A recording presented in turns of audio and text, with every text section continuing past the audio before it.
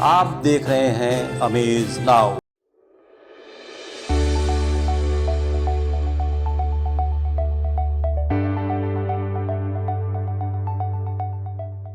Health now इस कार्यक्रम के प्रायोजक है Shri Ram Janaki Netralaya, jubilee road, AD चौक, गोरखपुर। दर्शकों, आपकी हेल्थ से जुड़े अमेज नाउ के खास प्रोग्राम हेल्थ नाउ में आप सभी का स्वागत है। मैं हूं मेनका। नमस्कार दर्शकों, प्रेगनेंसी की खबर सुनते ही पूरे घर में खुशी का माहौल छा जाता है। एक बच्चे को जन्म देने का एहसास बेहद ही सुखद होता है और ये 9 महीने का सफ़र हर महिला के जीवन में बहुत ही खास होता है। इन 9 महीनों में आपकी शरीर में काफ़ी बदलाव आते हैं। कौन कौन से बदलाव आते हैं, इस पूरे महीने आपको किन किन बातों का ध्यान रखना चाहिए और दर्शकों कौन कौन से टेस्ट बेहद ज़रूरी होते हैं। एक प्रेग्नेंट महिला के अंदर इस तरह के तमाम सवाल उठते हैं और वो चाहती है कि इस संबंध में उसको बहुत सटीक और सही जानकारी मिले। इसमें आपकी मदद करता है अमेज नाउ चैनल। तो आज यही विषय है बातचीत का। तो आइए हम स्वागत करते हैं स्मिता हॉस्पिटल की डॉक्टर प्रतिभा जायसवाल जी से। दर्शकों नमस्कार।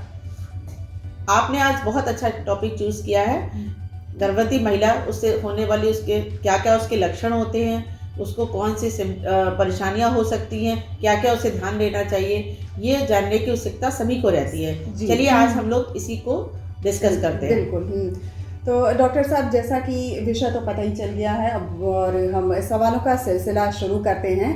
हमारा सबसे पहला सवाल आपसे यही है कि अगर महिला की प्रेग्नेंट होती है तो उसके शुरुआती लक्षण क्या क्या होते हैं? अब जैसा कि सभी लोग ये कॉमनतः जानते हैं कि अगर कोई महिला प्रेग्नेंट है तो सबसे पहले उसका लक्षण होता है कि उसका पीरियड का मिस होना या अर्थात माहवारी का ना आना। तो जब महिला का पहला लक्षण तो यही होता है कि उसे पीरियड नहीं आ रहे।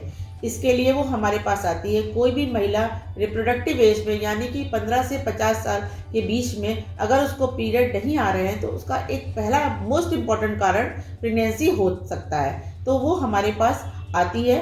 इसके अलावा भी और भी उसको कंप्लेन हो सकती है।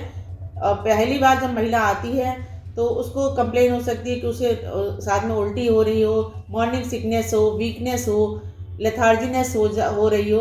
इस तरह के सिम्टम्स लेके जब पहली बार महिला आती है तो इस तरह के सिम्टम्स लेके हमारे पास आती है। पीरियड मिस होने के साथ साथ ये भी सिम्टम हो सकते हैं। हाँ, देखिए लक्षणों का ये होता है कि लक्षण के लिए हम पहले जान लें कि नॉर्मल प्रेगनेंसी क्या होती है जी। तो नॉर्मल प्रेगनेंसी जो होती है वो 9 महीने की जो हम लोग कहते हैं, वास्तव में ये 280 डेज की प्रेगनेंसी होती है जी। जो हम लोग टाइम देते हैं प्रेगनेंसी के लिए वो 9 महीने 7 डेज का देते हैं।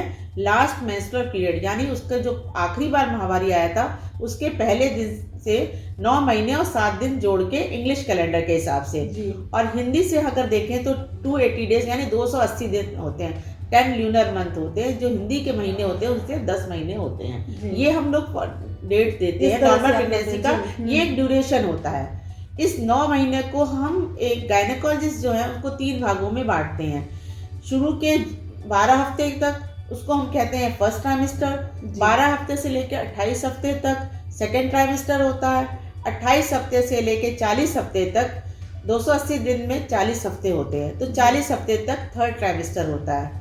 तो हर ट्राइमेस्टर के थोड़े लक्षण अलग अलग होते हैं। तो हम यहीं से शुरू करते हैं। सबसे पहले आप फर्स्ट ट्राइमेस्टर के बारे में बताइए कि उसमें क्या क्या लक्षण होते हैं। जैसा कि मैंने बताया कि फर्स्ट ट्राइमेस्टर 0 से 12 हफ्ते तक होता है। तो जब पहली बार महिला हमारे पास आती है फर्स्ट ट्राइमेस्टर में तो उसे एमेनोरिया होता है। एमेनोरिया मतलब मासिक नहीं आ रहा। ये कंप्लेन तो उसे हर रहेगी प्रेगनेंसी का, ये मुख्य लक्षण है।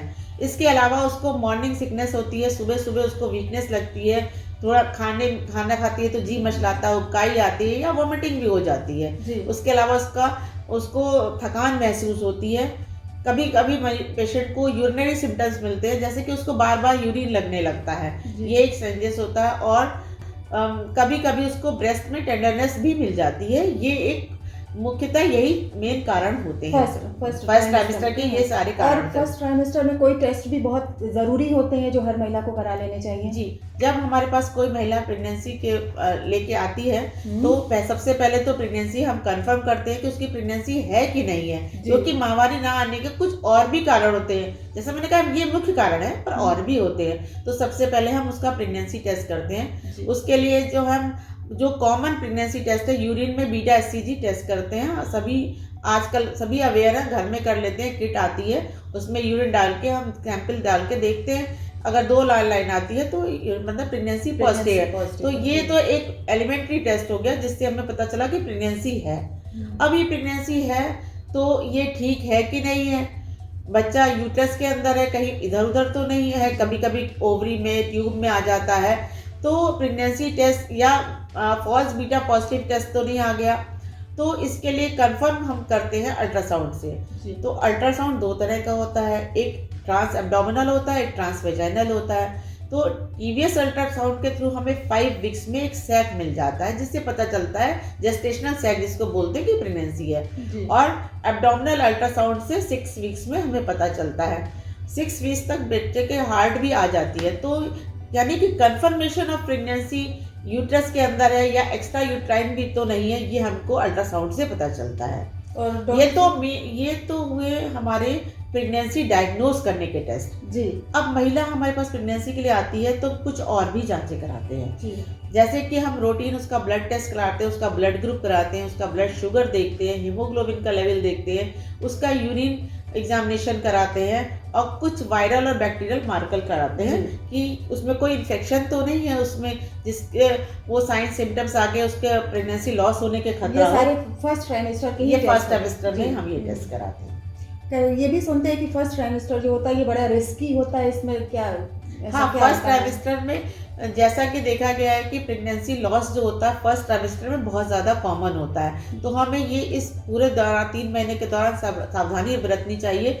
मरीज को प्रॉपर रेस्ट देना चाहिए, उसको पर्सनल हाइजीन भी बतानी चाहिए कि कहीं से इन्फेक्शन ना जाए, ताकि वो यूट्रस के अंदर जाए और बच्चे को इन्फेक्शन हो जाए तो प्रेगनेंसी लॉस हो जाए। और जैसा कि सभी लोग जानते हैं कि कोई भारी वजन नहीं उठाना है, कोई स्ट्रेनस एक्टिविटीज नहीं करनी है, ये सारी चीजें हम बताते हैं ताकि उसकी प्रेगनेंसी लॉस ना हो। पूर्वांचल का एकमात्र उत्कृष्ट सुपर स्पेशलिटी संस्थान Shri Ram Janaki Netralaya, jubilee road, Gorakhpur. Retina surgery, समलबाई और लेंस प्रत्यारोपण, फेको सर्जरी, आयुष्मान योजना से संबद्ध। सुविख्यात वरिष्ठ रेटिना रोग विशेषज्ञ डॉक्टर दुर्गेश कुमार। समय समय पर लगाए जाने वाले निशुल्क परामर्श शिविर में समलबाई, ग्लूकोमा, स्क्रीनिंग और जांच हेतु संपर्क करें glaucoma and phaco expert doctor Pankhuri Johri से। नेत्र से संबंधित सभी रोगों के समुचित इलाज के लिए एकमात्र प्रतिष्ठान श्री राम जानकी नेत्रालय, एडी चौक, जुबली रोड, गोरखपुर। जी, ये तो फर्स्ट ट्राइमेस्टर की बात हो गई। अब हम सेकंड ट्राइमेस्टर की बात करते हैं। इसमें क्या क्या ध्यान रखना चाहिए और कौन कौन से टेस्ट होते हैं? अब जैसे कि हम बताया कि एमेनोरिया यानी माहवारी नहीं आती, ये तो पूरे 9 महीने तक कॉमन रहेगा ही। तो वही है कि एमेनोरिया तो पेशेंट को है ही। दूसरा एक लक्षण होता है कि सेकंड ट्राइमेस्टर में आके बच्चे का मूवमेंट, जिसे हम क्विकनिंग कहते हैं, वो पेशेंट फील करती है। तो आमतौर पे 18 हफ्ते पे प्राइमरी ग्रेविडा, जो यानी जिसको प्राइमरी ग्रेविडा उसे कहते हैं, जिसको पहली बार बच्चा गर्भ ठहरा उसे प्राइमरी ग्रेविडा कहते हैं। जब उसके बाद दोबारा होता है तो उसे मल्टी ग्रेविडा कहते हैं। तो प्राइमरी ग्रेविडा में जो ये बच्चे का मूवमेंट, क्विकनिंग जिसे हम बोलते हैं, ये 4.5 महीने के करीबन आती है और मल्टी में थोड़ा सा पहले आ जाती है। ये एक मेन सिम्टम होता है जो महिलाएं महसूस करती हैं। इसके बाद जब वो एग्जामिनेशन के लिए आती हैं तो हम उन्हें एग्जामिनेशन करके देखते हैं कि जो उनका पीरियड है उससे करस्पॉन्ड कर रहा है कि नहीं। फंडल हाइट, फंडल हाइट क्या होती है? यूट्रस की हाइट होती है। पहले जो फर्स्ट ट्राइमेस्टर होता है उसमें हम वेजाइनल एग्जामिनेशन से देखते हैं कि कितने मंथ का दिख रहा है। तो वो अब जो है सेकंड ट्राइमेस्टर में हमें एब्डोमेन से ही पता चलने लगता है कि बच्चे की हाइट के हिसाब से कितने वीक्स की प्रेगनेंसी है। तो ये एक गायनेकोलॉजिस्ट ही देखता है। और दूसरा सेकंड ट्राइमेस्टर में हम बच्चे की धड़कन भी सुनाई देती है, तो फीटल हार्ट भी हम देखने लगते हैं। इसके अलावा बॉडी में कुछ स्किन में चेंजेस आते हैं। एक काली लाइन जो होती है बीच में, मिड लाइन में उभर जाती है, जिसको हम लीनिया नाइग्रा कहते हैं, वो प्रेगनेंसी के रिलेटेड होती है, सेकंड ट्राइमेस्टर में होती है। इसके अलावा नीचे जो स्किन फट जाती है, जैसे कहते हैं सफ़ेद हो जाता है, स्ट्राया ग्रेविडेरम कहते हैं, वो लाइनें भी स्ट्रेचिंग मार्क, जैसे जैसे यूट्रस इनलार्ज होता है, एब्डोमिनल की मसल जो है वो एब्डोमिनल जो स्किन होती है वो स्ट्रेच होती है, उसकी वजह से वाइट लाइन्स हो जाती हैं। इसके अलावा कभी कभी फेस में भी पैचेस निकलते हैं, जिसे कोलेज्मा कहते हैं, डार्क हो जाती है स्किन, वो हो जाता है। इसके अलावा ब्रेस्ट में चेंजेस आने लगते हैं, ब्रेस्ट भी साइज इनलार्ज होने लगता है, और कभी कभी स्क्वीज करने पे वहाँ से ब्रेस्ट मिल्क का सिक्रेशन भी अर्ली प्रेगनेंसी में मिल सकता है। ये सेकेंड ट्राइमेस्टर में आता है। और अब हम थर्ड ट्राइमेस्टर की बात करते हैं, उसमें क्या ध्यान रखना चाहिए और कौन कौन से टेस्ट ज़रूरी हैं? सेकेंड ट्राइमेस्टर में भी हमें एक पेशेंट का रूटीन एग्जामिनेशन जो होते हैं, एक उसमें अल्ट्रासाउंड मेन होता है। आजकल जो है सेकेंड ट्राइमेस्टर में हम अल्ट्रासाउंड कराते हैं, वही 18 वीक्स के अराउंड कराते हैं। उसमें बच्चे का कंजेनाइटल कोई डिफेक्ट तो नहीं है, ये अभी हमें पता चल जाता है, जिसे हम लेवल 2 अल्ट्रासाउंड ही कहते हैं। आजकल ये बहुत कॉमन है, क्योंकि हर महिला चाहती है कि मेरा बच्चा हो तो वो स्वस्थ भी हो, तो बिल्कुल ठीक ठाक हो, उसमें कंजेनाइटल मैलफॉर्मेशन ना हो। तो आजकल ये सुविधाएं आ गई हैं, तो हम लोग सेकेंड ट्राइमेस्टर में 18 वीक्स के around level 2 ultrasound pregnant women का कराते हैं, जिससे हमें पता चलता है कि बच्चे में कोई अंदरूनी डिफेक्ट तो नहीं है। अगर कोई परेशानी होती है तो हम उसके क्या करना है, टर्मिनेशन करना है या प्रेगनेंसी कंटिन्यू करनी है, ये डिसीजन ले सकते हैं। तो ये सेकेंड ट्राइमेस्टर में बहुत इंपॉर्टेंट होता है जी। अब हम लोग थर्ड ट्राइमेस्टर की बात करते हैं, और इसके टेस्ट आप बताइए हमारे दर्शकों को कि कौन कौन से टेस्ट ज़रूरी होते हैं। और ये भी सुनते हैं कि जैसे सेकेंड ट्राइमेस्टर जो होता है ये थोड़ा नॉर्मल रहता है, लेकिन थर्ड में भी थोड़ा रिस्क होता है। हाँ, जैसे थर्ड ट्राइमेस्टर में क्या होता है कि देखिए पेशेंट का एमेनोरिया तो कंटिन्यू है, जैसे मैंने बताया, उसके अलावा यूट्रस का साइज बढ़ता रहता है। यूट्रस जब बड़ा होता है तो वो तमाम चीज़ों पे प्रेशर भी डालता है जी। तो पेशेंट को डिस्कम्फर्ट होता है उठने बैठने में, कभी कभी वो डायफ्राम को भी पुश करता है ऊपर की ओर, तो उसके लंग्स को प्रेशर देता है, तो पेशेंट को चलने फिरने में, कभी कभी सांस लेने में परेशानी होती है। इसलिए हम उसे कहते हैं ज़्यादातर वो लेफ्ट लेटरल पोजीशन में लेटे पेशेंट, और आराम करे। पेशेंट को रेस्ट बहुत इंपॉर्टेंट होता है। नाइट में सोने के अलावा 2 घंटे उसको दिन में रेस्ट लेना बहुत ज़रूरी होता है। 2 आवर्स एक्स्ट्रा नीडेड होता है, तो वो उसे लेना चाहिए। सिम्टम तो वही होता है। इसके अलावा उसको उसका अल्ट्रासाउंड हम लोग थर्ड ट्राइमेस्टर में फिर से कराते हैं असेसमेंट के लिए कि बच्चा सीधा है, उसके लाइकर या जो पानी में बच्चा रहता है उसे लाइकर कहते हैं, लाइकर कितना है, प्लेसेंटा की पोजीशन क्या है, और सीधा है तो डिलीवरी, आजकल सब लोग चाहते हैं सेफ डिलीवरी पहले से ही पता चल जाए कि अगर हमारा ट्रांसवर्स बच्चा बेड़ा है या उल्टा है तो हमें कैसे मोड ऑफ डिलीवरी हमारा उस पर डिपेंड करता है। तो थर्ड ट्राइमेस्टर में भी अल्ट्रासाउंड कराते हैं, रिपीट हम हीमोग्लोबिन उसका लेवल देखते हैं, ब्लड टेस्ट करवाते हैं, देखते हैं कि कोई और परेशानी तो नहीं हो रही है उस पेशेंट को, उसका हीमोग्लोबिन लेवल ठीक है कि नहीं, ये जांच करना बहुत ज़रूरी होता है। और थर्ड ट्राइमेस्टर में चूंकि प्रेशर के सिम्टम्स होते हैं तो पेशेंट को यूरिनरी सिम्टम फिर से आ जाते हैं, जो पहले फर्स्ट ट्राइमेस्टर में थे वो फिर से आ जाते हैं। तो उन प्रेशर की वजह से उसको फ्रीक्वेंसी बार बार इससे यूरिन होने लगता है।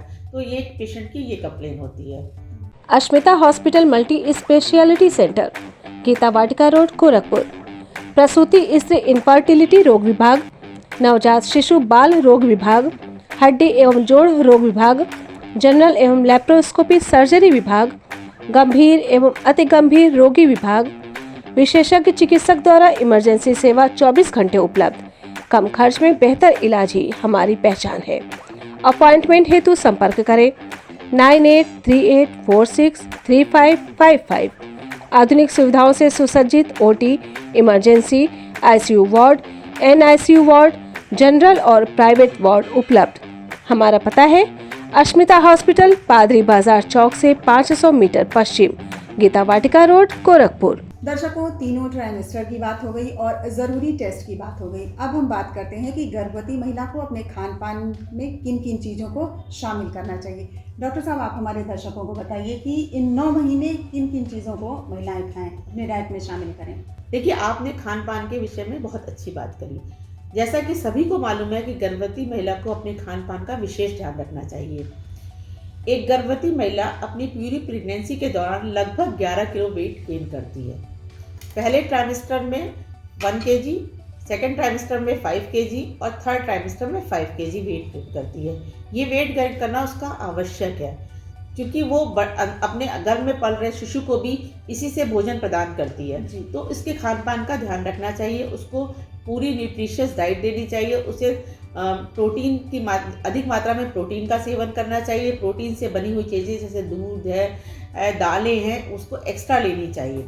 इसके अलावा इस समय हीमोग्लोबिन की भी कमी हो जाती है, तो उसे आयरन से संबंधित चीज़ें खानी चाहिए। जैसे गुड़ खाने को हम लोग बताते हैं कि रोज़ गुड़ खाए, चना खाए, चने को भिगो दे, अंकुरित हो जाए वो चने खाए, आंवले का मुरब्बा खाए ताकि उसको विटामिन सी मिलता है। सेब और अनार खा सकती हैं, गाजर, चुकंदर, ये आयरन के सोर्सेस होते हैं, ये इनको भरपूर मात्रा में लेना चाहिए। दूध का सेवन करना चाहिए, दालों का सेवन करना चाहिए, और जो है उसे भरपूर मात्रा में नींद भी लेनी चाहिए, रेस्ट भी करना चाहिए, जैसा कि मैंने पहले ही बताया है। तो इन चीज़ों का उसे ध्यान रखना चाहिए। दर्शकों, बहुत ढेर सारी जानकारी डॉक्टर साहब से मिली, देखभाल से लेकर खान पान तक के विषय को लेकर के, और डॉक्टर साहब से ये तीनों ट्राइमेस्टर के संबंध में भी बहुत ही विस्तृत जानकारी मिली। दर्शकों, अगर 9 महीने का सफ़र आप डॉक्टर के संपर्क में रहकर काटते हैं तो ये सफ़र बहुत ही आसान हो जाएगा। और डॉक्टर साहब, आप हमारे चैनल पर आईं और इससे इतनी विस्तृत जानकारी आपने हमारे दर्शकों को दी, इसके लिए आपको बहुत बहुत धन्यवाद। थैंक यू, नमस्कार। दर्शकों, ये विषय यहीं समाप्त नहीं हुआ है, अगले एपिसोड का आपको इंतज़ार करना होगा, और अगले एपिसोड में हमारी बातचीत होगी एबॉर्शन और उससे जुड़ी समस्याओं से संबंधित। तब तक देखते रहिए amaze now.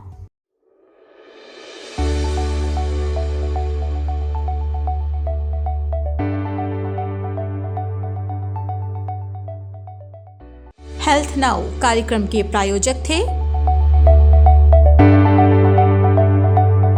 Shri Ram Janaki Netralaya, jubilee road, AD चौक, गोरखपुर।